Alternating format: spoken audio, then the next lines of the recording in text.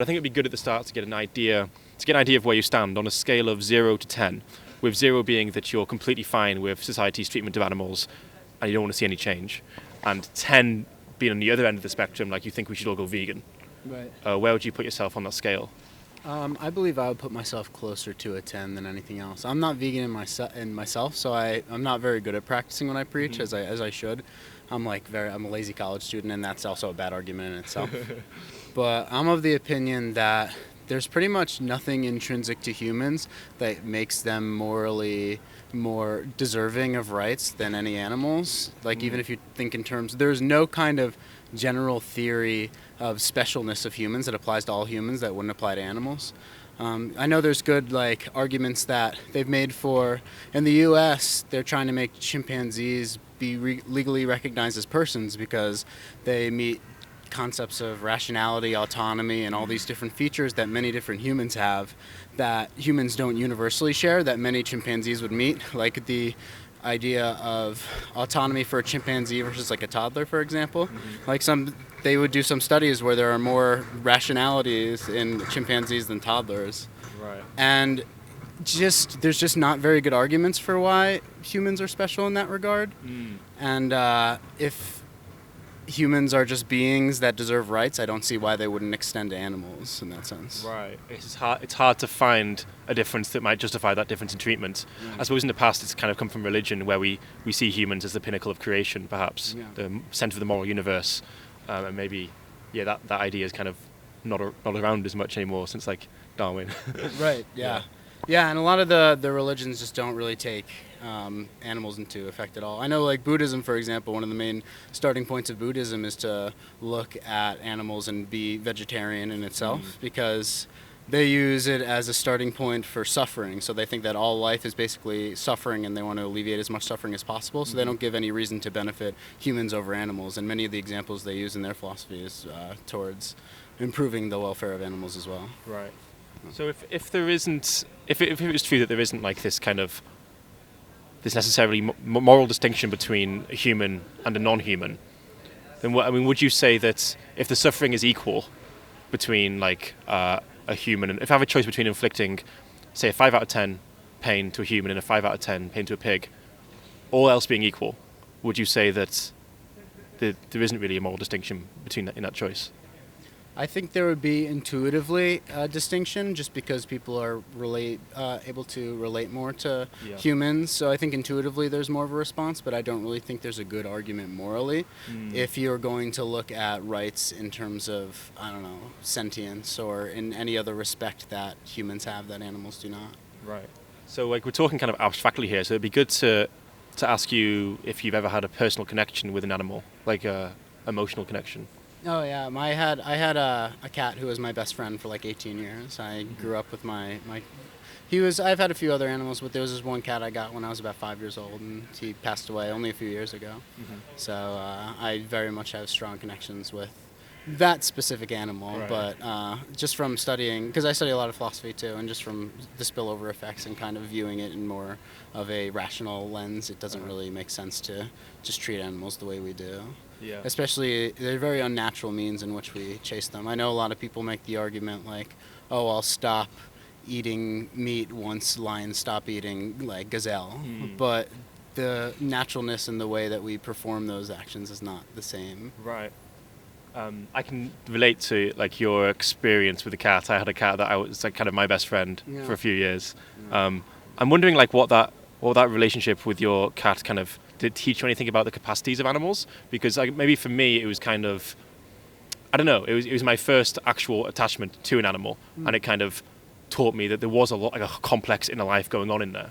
Yeah, oh absolutely. It's especially when you make connections with an animal, you could really you could feel their emotion and feel the differences in how they feel, and just their capacity is really the only difference between you and the animal that you're loving with, is your ability to communicate with each other and the way you think a little differently. But the feelings are all the same, and the emotions that you feel are just so complex that we can never subjectively put ourselves in the mind of the animal that we're with, but the closer connection you are, the more you can understand their feelings and emotions. Yeah, I would also say we can never fully understand other humans as well, right?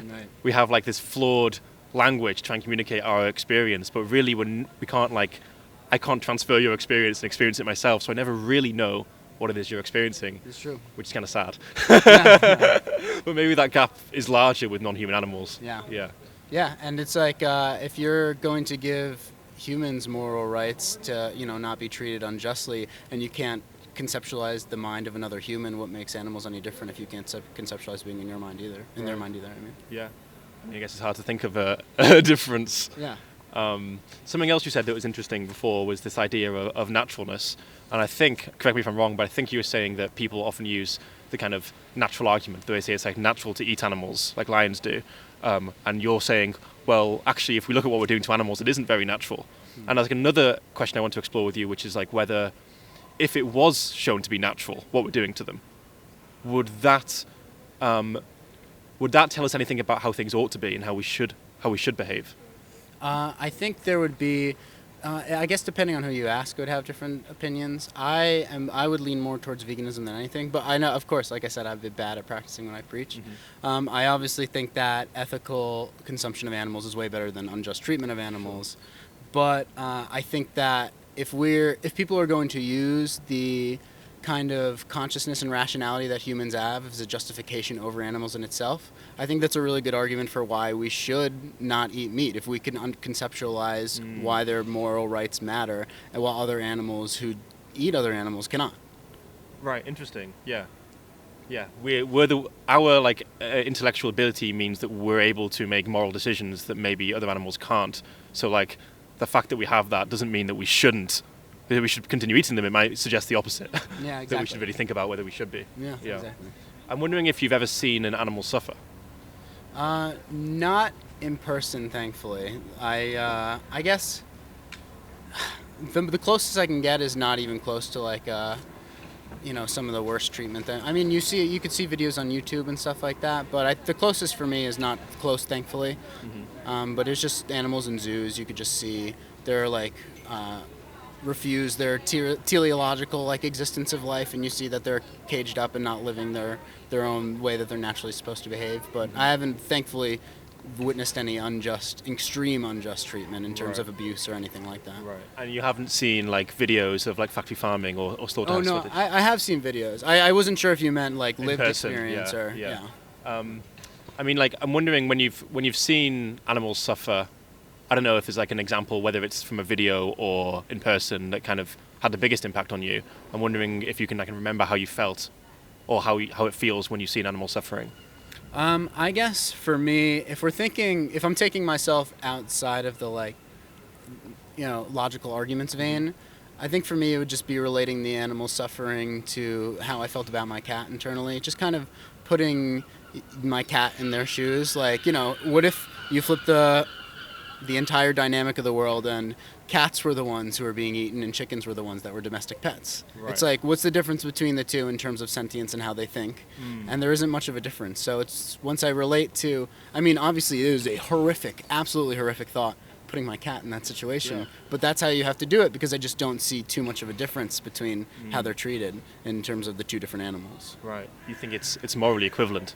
Yeah. Yeah. Absolutely. Yeah. It sounds like you've already thought about this quite a lot. You kind of already, I don't know. It feels like you've thought about it, and you think that the way things currently are for animals, things like lobsters being bought alive, that's happening in the UK, factory farms and intense suffering in slaughterhouses.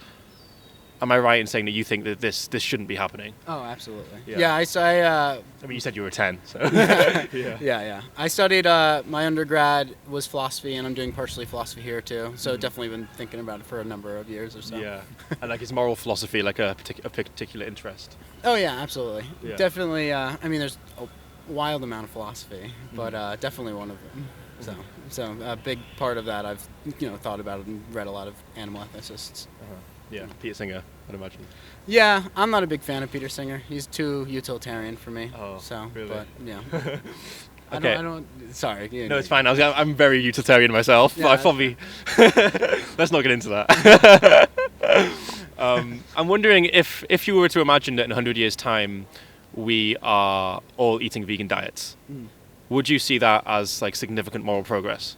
Oh, absolutely. Yeah. I think if in 100 years' time we're all doing vegan diets, then I think there are going to be a lot more changes in the world besides animal ethics, because everyone being vegan is a huge progressive step, and I think that it comes with a specific ideology and conception of morals in terms of policies, and I think the world will be way different if people were eating vegan. I think every nation would probably be socialist. I think there would be a lot more progressive policies in place if that were the case. And do you think that like the world would be a significantly better place to live for the beings who live here? Oh, absolutely. Yeah, I agree. think, yeah. Yeah.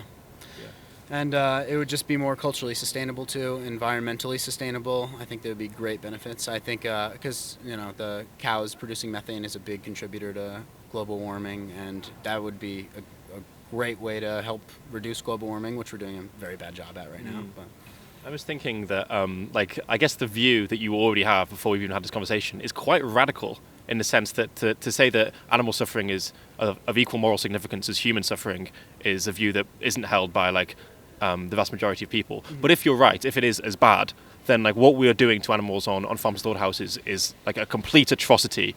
no. The scale of suffering, I mean, it would probably make it like the worst atrocity that humans have ever caused. And we've done a lot of bad stuff. And that would be very controversial to say. But yeah, I'm wondering if that's the case, what do you think that future people will think about our indifference to it? I think that it wouldn't be too differently to how we think about genocides that have been committed in the past. I think people will look at them atrocities like the Holocaust or even way further back, just like people love studying Roman history, but they don't justify all the Roman conquering and all the genocide and murdering of different sects. And it's just, something in the past where you got to take the good aspects and, show that there is responsibility that needs to be made for the bad things that have happened in history.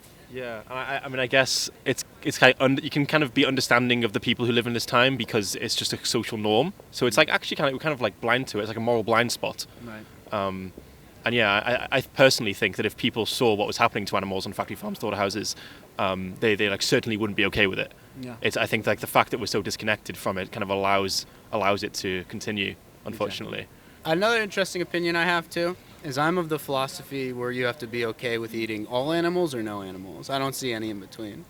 Especially, I think there are really bad arguments for saying that it's okay to eat cows and not like dogs, for example. Right.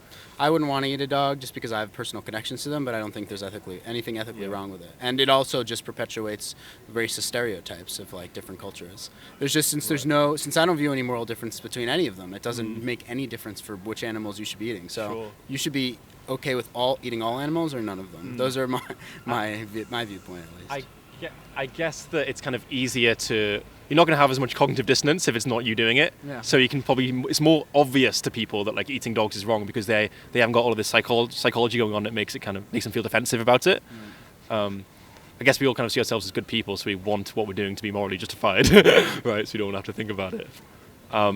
So in terms of we both acknowledge this is a problem.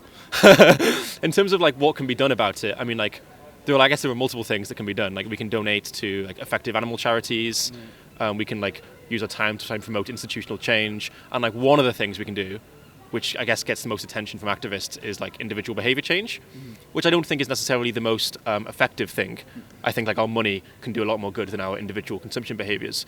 But nonetheless, I do think that our individual choices can make a difference to the number of animals being bred into these places, and it can also in itself influence other people. So I'm wondering, since you're so confident that what's happening is a moral atrocity, what would be the barrier stopping you in terms of making behavior changes? Me personally, or just because I have another answer institutionally. Okay. Which which one would you prefer? I'd like to get them both. Let's do the institutional one first, then. The institutional one, I think, is one of the hardest things. Is a question of sentience. Is which animals have the ability to suffer? Is obviously dogs, chickens, cows, stuff like that. But what about people with fish? People aren't 100% sure if fish are sentient, or even smaller insects like bugs. So the question of which protection should we give to, is it deserving for animals who have the ability to suffer, or if the animals don't have the ability to suffer? I think that's a very big institutional barrier because, obviously there's the overfishing aspect that are destroying the ecosystems, which is another argument in itself. Yeah. But I think that's a very big barrier, is the idea of sentience and how much people care about sentience in itself. If people are okay with torturing animals who are sentient, why wouldn't they be okay? Why would they, not be okay with torturing animals that are insentient, that they wouldn't consider sentient? Yeah. And for me personally, I just my barrier, I don't really have a barrier. I was vegetarian for a long period of time. I love food a lot, so I actually want to go back to being vegetarian pretty soon, hopefully. I've just been, a lot of mental pressures that I just had a lot of other very weighing costs that I've wanted to take care of before I went vegetarian and then hopefully vegan one day. I don't think they're good excuses at all. I think I should hold myself to a better moral standard, to be honest. But I'm hoping to get there one day, and that day being soon. Yeah. I mean, like, we can kind of acknowledge that we're very flawed human beings who are inconsistent and immoral and selfish. So I guess this is about, trying to do better. And it's, like, very clear that you have a desire to help the issue. So that's cool. Yeah, I guess I'll leave it there. I really appreciate the conversation. Thank you so much. It was really great. I didn't expect to be having such a philosophical literary conversation. That's rare. So that's really interesting. Thanks. I hope it was helpful. There's another topic that I tend not to get into with people, but maybe you've thought about it before, like wild animal suffering. Yeah. And whether